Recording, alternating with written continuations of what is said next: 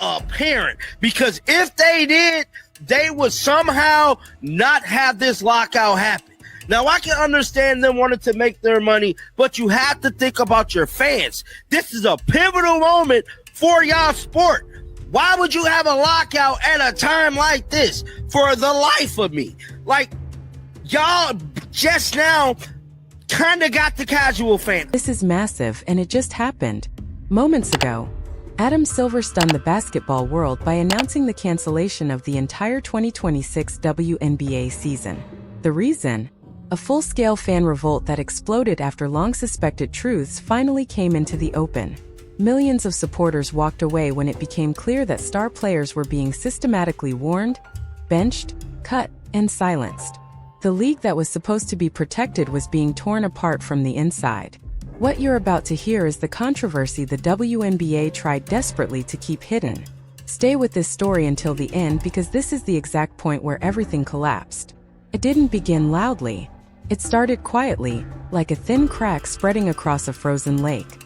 A strange foul call here, a confusing benching there, a warning that made no sense. Superstars looked stunned, and fans grew increasingly frustrated. Inside arenas, the tension kept building. Whispers turned into questions. Why is Caitlin Clark benched again? Why is Sophie Cunningham being warned for nothing? Why does it feel like Lexi Hull is being singled out? It felt as if the league was treating its biggest names like liabilities. Behind closed doors, locker rooms were boiling. Players were pulled aside and handed lists, rules about what they couldn't do, who they couldn't associate with, and even which other sports they weren't allowed to touch. The message was clear.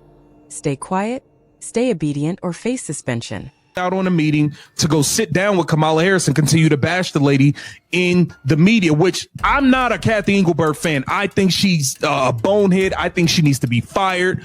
I believe all of that. But them refusing to negotiate is not helping anything at this current juncture. Then came the moment that shocked everyone and flipped the entire situation upside down.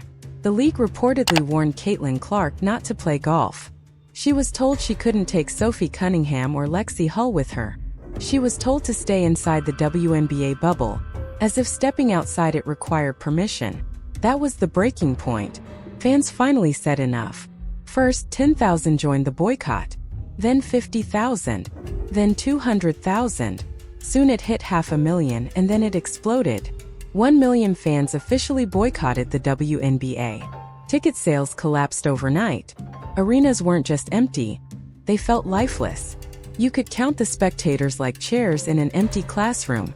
Reports showed around 150 fans in Chicago, barely 100 in New York. Some games looked like closed-door practices rather than professional matchups. Throughout it all, Adam Silver was watching. He saw sponsors quietly pulling funding. He saw arenas drained of energy. He saw parents cancel season tickets in anger. Viral clips spread everywhere. Players being shoved, elbowed, and hit with no whistles, no protection, and no consequences. He saw Caitlin Clark knocked to the floor and told to stay silent. Lexi Hull injured, benched, and ignored. Sophie Cunningham warned and threatened simply for playing hard. We have to wait an entire offseason, and we don't even know what's going to happen. There might be a lockout. There might not even be a 2026 season, guys. We might not see her until we don't know when we'll see Caitlin Clark play basketball again. That is what sucks.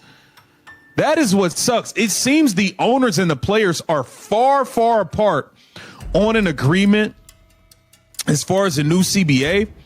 And we don't know when they'll make it back to the. And the most disturbing part? The very people meant to protect the players were the ones issuing the warnings, cuts, and humiliation. That's when Adam Silver finally intervened. He called an emergency meeting.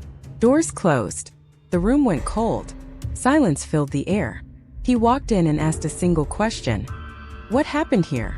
No one answered. He asked again, why are our stars being punished? Why are players being cut without explanation? Why are threats happening? Why are fans leaving? Why are sponsors disappearing? Why are arenas empty? And why is this league collapsing? Still nothing. WNBA Commissioner Kathy Engelbert sat quietly. No explanation. No accountability. No apology. In that moment, Adam Silver understood this wasn't a simple mistake or bad leadership. It was a complete internal meltdown. He watched footage of massive arenas with barely 150 people inside. Another clip showed security guards outnumbering fans. Another showed sponsors quietly removing banners. Then came the footage that broke him completely, players crying in locker rooms. Superstars frustrated beyond words. Entire teams angry and defeated. Benched without reason. Cut without clarity. Told they couldn't play other sports, couldn't leave, couldn't grow. That's when he said the words no one ever expected to hear. There, we didn't hear any of that. And those are the types of things that we have been hearing for the entirety of the WNBA season last season. There's immediate hesitancy. Is that a word? There's immediate hesitancy about giving Caitlin Clark too much praise. They didn't want to give her too much praise. They didn't want to prop her up too much and forget about everyone else who came before her. Didn't want to put her on MVP ladders. Didn't want to put her as Rookie of the Year until it was so evident that they had to. There was just so many things that it felt like it was always just a little bit of a push. Like, make sure you don't do too much. We don't want to give her too much praise. We don't want to tweet about her too much. We don't want to post about her too much. We don't want to give her too much media coverage. Let's just make sure that everyone else is also happy. Like, that seemed to be the consensus for the entire WNBA. The WNBA 2026 season is canceled. The room froze. Players gasped. Executives panicked. Kathy Engelbert was left speechless. This wasn't just punishment for a bad year. It was a statement. A statement that the league was fundamentally broken. A message that fans were done. A message that players deserved far better. A warning that the WNBA could not continue like this. Adam Silver didn't just cancel a season. He exposed everything. The questionable calls. The unfair treatment. The silencing of athletes. The unchecked leadership. The empty arenas. The sponsors walking away. The million-fan rebellion. In that instant, the WNBA stopped being a league and became a full-blown disaster scene. Kathy Engelbert's worst nightmare. It's her worst nightmare because so much of what people have said has come true about the interest of this league. It hinges on one person, whether they like it or not. This is last Sunday, folks. They keep telling me how popular. They keep telling me how damn popular. After that, players finally began speaking, at least behind the scenes. Some said they felt trapped. Others said they were punished for success. Many felt controlled, and some even admitted they felt unsafe on the court. Injuries were ignored. Concerns were dismissed. The entire environment had turned toxic. That's when Adam Silver realized the most terrifying truth of all. The WNBA wasn't failing because of talent, money, or lack of fans. It was failing because the people in charge were actively destroying it from the inside. With one decision, he shut everything down: no preseason, no training camp, no draft. The entire 2026 season erased. The WNBA as it existed was over. And what happened next shocked many. Fans celebrated. Sponsors felt relief. And for the first time in a long time, players felt heard. As for Kathy Engelbert, her silence said everything.